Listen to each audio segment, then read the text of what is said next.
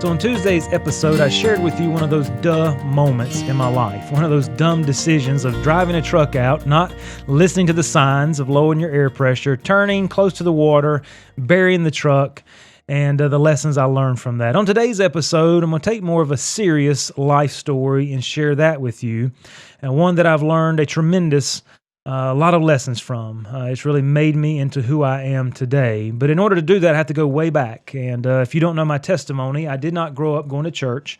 And about late middle school, going into high school, I got heavily involved with selling drugs, using drugs, the whole culture and lifestyle that goes along with that. Through high school, I found my way into courtrooms, had been arrested and so forth for various things, and always was able to finagle kind of my way out of that through lawyers and different things.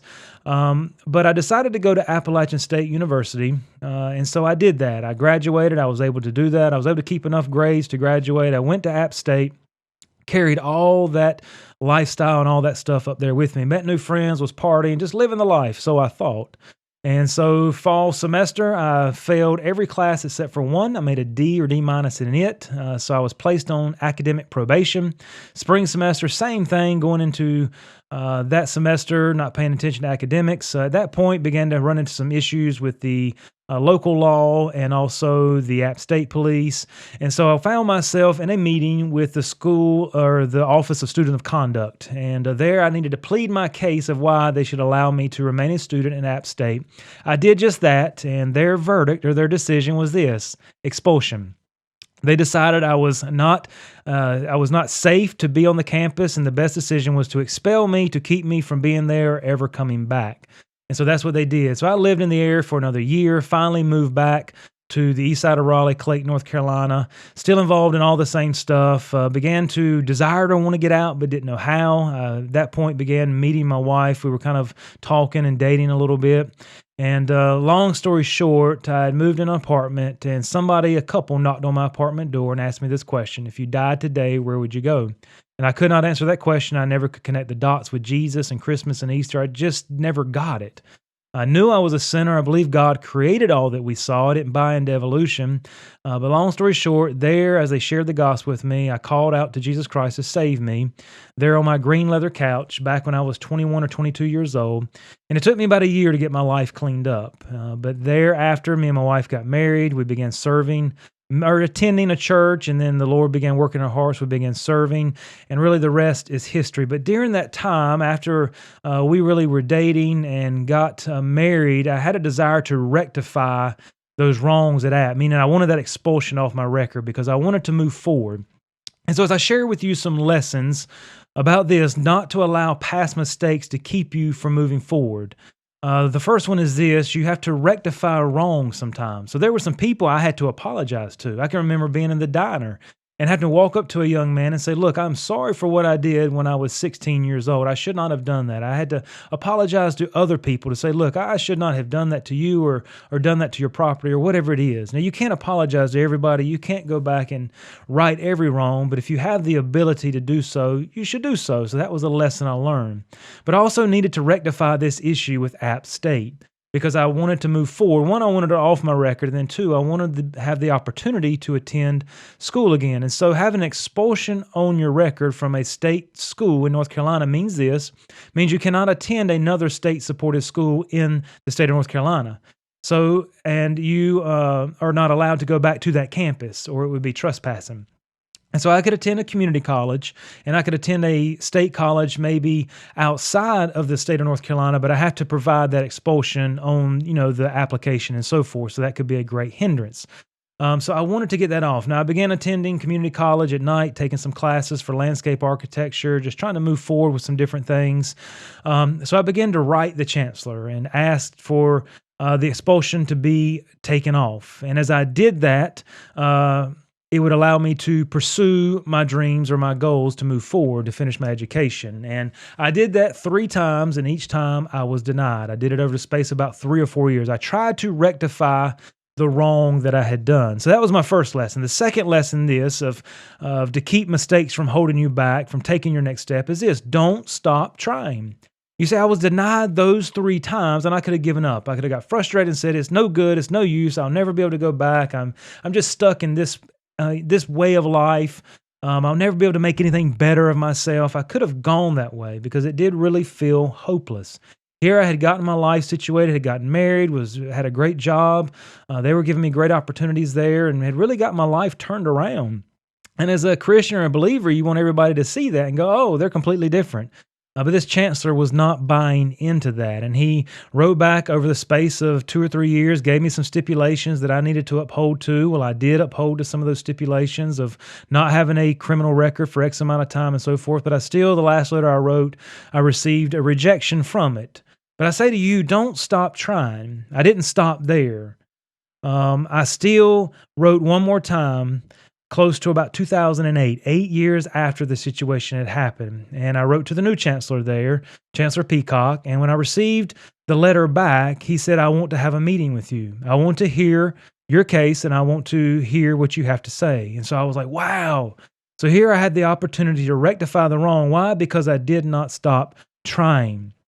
I kept moving forward and I could have given up, but I didn't. And so I was persistent and it ended up paying off 8 years later. So I met with him, shared with them, took some reference letters, pictures, and met with him and the lady who was in charge of the student conduct office at that time. And they agreed unanimously to remove the expulsion from my record. And what a feeling that was of getting the past mistakes behind me, because it just haunted me for whatever reason. I did not like that there. And also at that point, I was wanting to pursue my education. I had been going to community college. I had been taking classes at a seminary. And so I wanted to go back to school full time to finish my education. And I did that in 2008, but I had to have that off my record in order to do that. And God worked all those details out. Paul said this in Philippians 3:13 through 14, Brethren, I count not myself to have apprehended, but this one thing I do, he says, forgetting those things which are behind, and reaching forth unto those things which are before, I press towards the mark for the prize of the high calling of God in Christ Jesus. So Paul said, look, those things in my past, I can't stare at them. I've got to look forward. And so I wanted to rectify those things in my past so I'd have to quit staring at them and they'd quit being a stumbling or a hindrance to me so that way I could move forward in my life. The third lesson that I learned is this: learn from your mistakes and allow them to mold you into who God is wanting you to be. You see, I can't remove the mistakes. I can't take that away. I can't erase my past, but I can allow those mistakes to mold me and make me and grow me. I can learn from those mistakes, no matter how bad or dumb or crazy those mistakes were. You see, those mistakes taught me so much in life. God used what seemed so terrible to really build me and lead me in a new direction.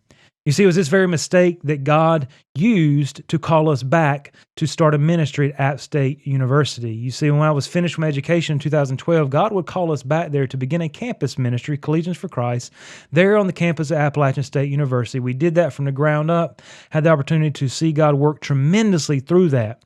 But you know, I could have never done that had I never written back that fourth time to the chancellor, and because I was never allowed to go back on App's campus, I would be charged with trespassing. And can I say that's true, because I was charged with trespassing way back in the day for going back on the campus. So if I had not tried to rectify the wrongs, if I had quit trying, then I would have never gotten through, and God could not have used this in our life. But we went there and we saw God do amazing things, grow us tremendously, and just giving back something positive to that campus where I had given so much negative to. And I could identify with so many of those young people because I had been there, and I had been there doing some of the same stuff they had done. I had been there as a lost young man with no hope. And so I could see through and see the hopelessness and kind of identify and understand a way to give them the hope that I needed then, even though I didn't know that I needed. So God used what was so terrible in my life, 8 years of this terrible mistake dragging around, and took 8 years to rectify, to finally allow me to finish my education, to finally using all that to lead us back to App State, where we would serve in ministry and would put us in the ministry we are in today. We're not serving at App State currently. We did that for 6 years, had the great opportunity to serve as the chaplain of the wrestling team for about 2 or 3 years, and that was really a dream come true, a prayer that God answered, and just so much we learned there allowed us to implement into our ministry as a national model to start ministries across the country at various other college campuses. And so what I love about the Christian life is this: the Christian life is a life of new beginnings. You see, God was orchestrating behind the events, the mistakes I was making. He was orchestrating to bring about certain people, certain events in my life, to bring about a better good in my life. You see, God gave me a chance.